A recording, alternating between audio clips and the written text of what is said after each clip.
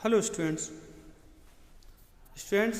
आज हम योजना पद्धति के विषय में जानने का प्रयास करेंगे।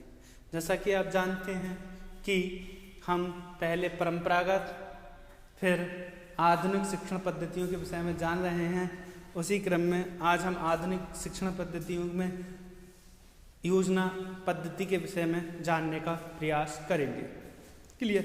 तो योजना पद्धति का अंग्रेजी में हम इसे प्रोजेक्ट मेथड या प्रोजेक्ट मेथड की संज्ञा का नाम देते हैं। तो प्रोजेक्ट मेथड क्या है? प्रोजेक्ट मेथड को समझने के लिए हम पढ़ लेते हैं।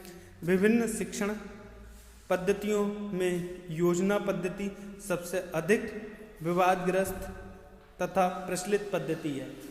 भाई ये जो पद्धति है, योजना पद्धति है, वो सबसे विवाद है, यानी कि कोई इसे सही मानता है, कोई इसे सही नहीं मानता है। और इस पद्धति में जो विवाद है बहुत ज़्यादा विवादित है, परंतु ये पद्धति बहुत ज़्यादा प्रचलित भी है आज के समय में। योजना पद्धति का जन्म दार्शनिक धाराओं के प्रयोजनवादी संप्रदाय के प्रयासों के फलस्वरूप हुआ। जैसे आपको बताया था, प्रयोजनवादी जो विचारधारा है दर्शन में, उसने ही योजना पद्धति का जन्म दिया।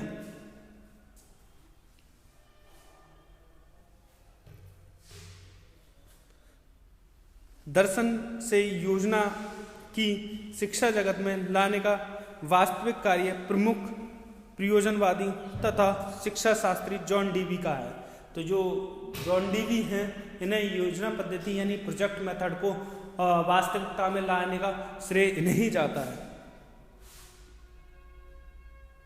वैसे जॉन डीवी से पहले भी शिक्षा में कुछ क्षेत्रों में इस प्रकार की ये नाम से प्रचलित थे, परंतु शिक्षा में विशेष रूप से सामाजिक विषय में शिक्षा में इसका रूप स्पष्ट नहीं था।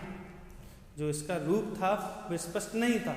पहले ये शिक्षा पद्धति बहुत ज़्यादा प्रचलित थी, परंतु आज के समय में इसका जो रूपरेखा जो थी वो जॉन डीवी ने प्रस्तुत की।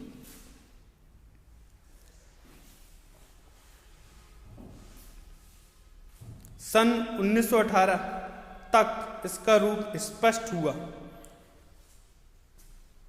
इसी वर्ष कोलंबिया विश्वविद्यालय के डॉक्टर W.H. किलपैट्रिक ने अपनी अत्यधिक प्रचलित एवं स्पष्ट परिभाषा की योजना की परिभाषा देते हुए उन्होंने लिखा, योजना एक ऐसी साउद्देश्य क्रिया है जो सामाजिक वातावरण में पूर्व दिलचस्पी से संपन्न की जाती है।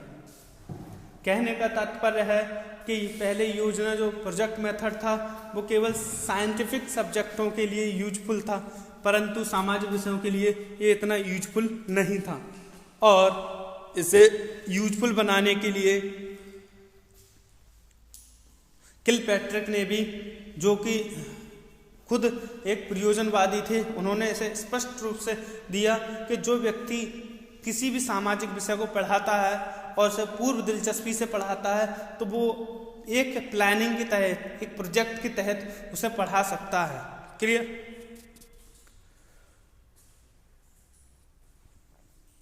इस परिभाषा को और भी अधिक स्पष्ट रूप से प्रस्तुत करते हुए J.A.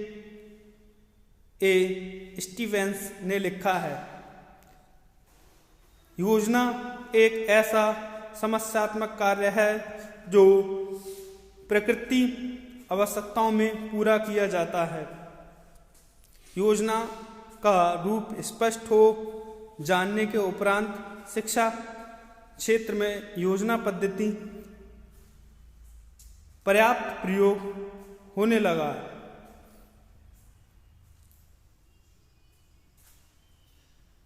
कुछ दिनों पूर्व योजना पद्धति किए गए कार्यों तक ही सीमित थी। वर्तमान में कक्षा के बाहर तथा अंदर सभी कार्य इस पद्धति से होने लगे हैं।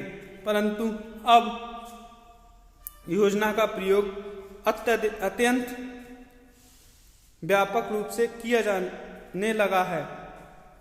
अब जो इस योजना का प्रयोग है वो व्यापक रूप से किया जाने लगा है।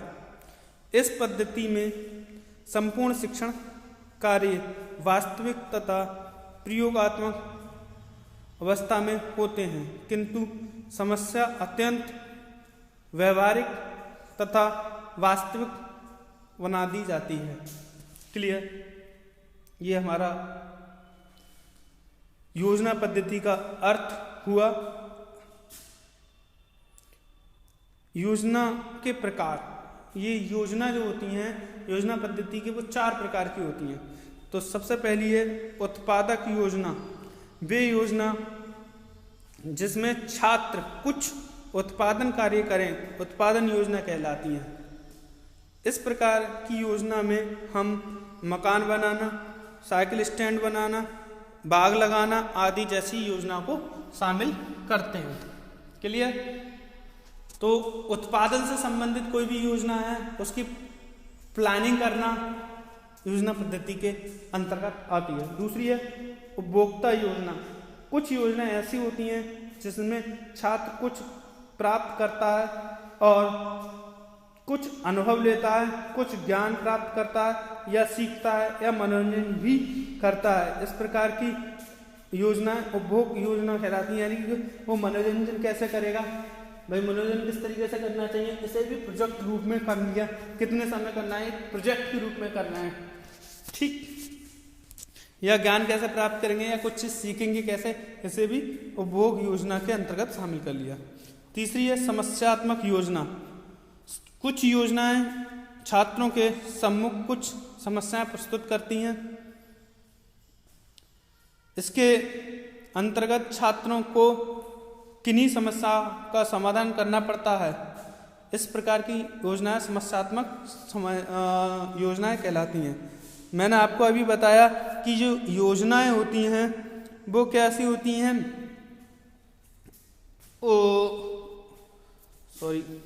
उत्पादन आ गई, हम ये पढ़ रहे थे समस्या। मान लीजिए कोई समस्या आ गई और उस समस्या का समाधान कैसे होगा, एक योजना बना के करना, एक प्रोजेक्ट बना के समाधान खोजना समस्यात्मक योजना कहलाती है। अनुशासनात्मक योजनाएं।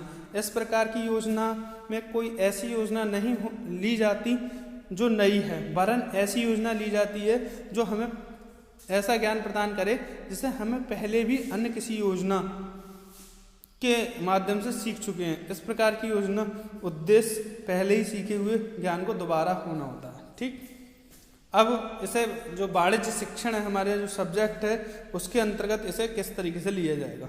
वाणिज्य शिक्षक एवं योजना पद्धति। उपयुक्त विवेचना से योजना पद्धति का रूप पर्याप्त मात्रा में स्पष्ट हो जाता है। अब अध्ययन करेंगे कि योजना पद्धति से वाणिज्य शास्त्र का शिक्षण किस प्रकार किया जाता है। इस पद्धति के अनुसार वाणिज्य का शिक्षण करते समय सबसे पहले छात्रों के सहयोग से एक समस्या पैदा की जाती है। भाई हम क्या करेंगे, पहले समस्या करेंगे पैदा, उसके बाद ही कोई समस्या का समाधान ढूंढेंगे। तो समस्या का निर्माण अत्यंत सावधानी से किया जाता है। निर्माण इस ढंग से किया जाता है कि वह कृत्रिम तथा काल्पनिक मालूम ना होकर वास्तविक और सजीव मालूम पड़े।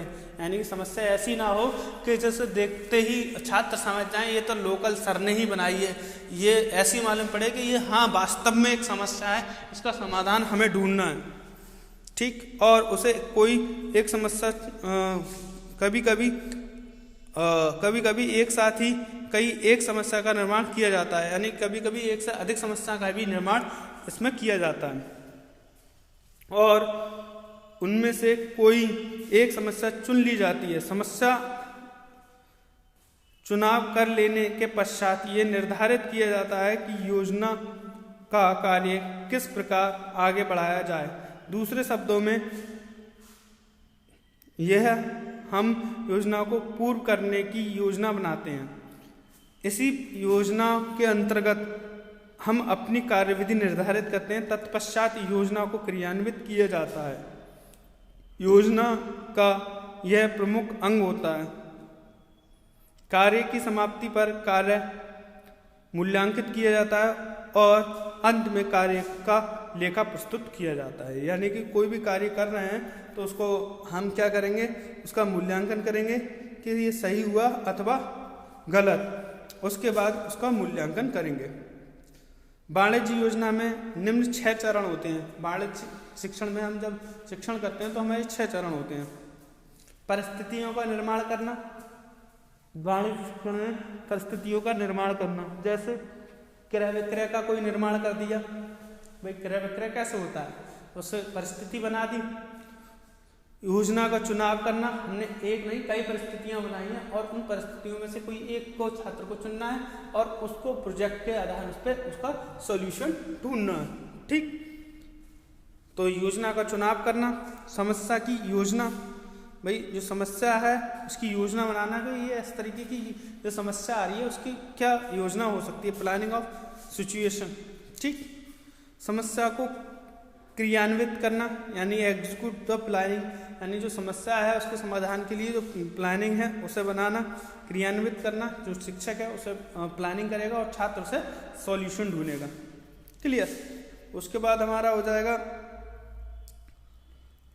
कार्य का मूल्यांकन। जब शिक्षक जो परिस्थिति बनाएगा, योजना बनाएगा और छात्र उस परिस्थिति और उस समस्या का समाधान करेगा तो वो उसका मूल्यांकन करेगा कि छात्र ने अपनी समस्या का किस तरीके से समाधान किया है, और उसके बाद में एक रिपोर्ट तैयार करेगा, प्रेजेंटेशन ऑफ वर्क यानी प्रस्तुतिकरण करेगा। तो यही हमारी वाणिज्य की शिक्षण योजना कहलाती है। Thank you very much. ठीक, थैंक्स।